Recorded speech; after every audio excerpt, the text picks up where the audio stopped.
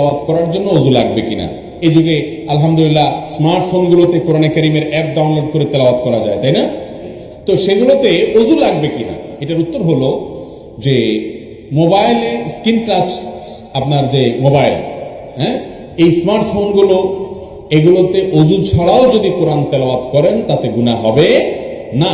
কারণ হলো কোরআনে কারীমকে আপনি সরাসরি যখন ধরবেন তখন আপনার ওযু থাকা লাগবে, কিন্তু মোবাইলের ভেতরে যে কোরআন আছে, যেটা সফট কপি বলা হয়, এই সফট কপি এটা টাচ করা যায় না, ধরা যায় না। আপনি চাইলেও এটা ধরতে পারবেন, আপনি যে উপর দিয়া আঙ্গুল দিয়া সরায় সরায় পাতা উল্টাচ্ছেন, এটা আসলে সরাসরি ধরা হয় না। কারণ এখানে সেন্সর আছে, গ্লাস আছে, প্রোটেকশন গ্লাস আছে, অনেকগুলো আবরণ আছে, চাইলেও এটা টাচ করা যায় না। সেজন্য কোরআনে কারীম সরাসরি প্রিন্টেড কোরআন বা কোনো জায়গায় কোরআন লেখা আছে ওটা স্পর্শ করার জন্য ওযু লাগবে, এটাই বিশুদ্ধতর মত এবং বহু হাদিসে এবারে বর্ণিত হয়েছে।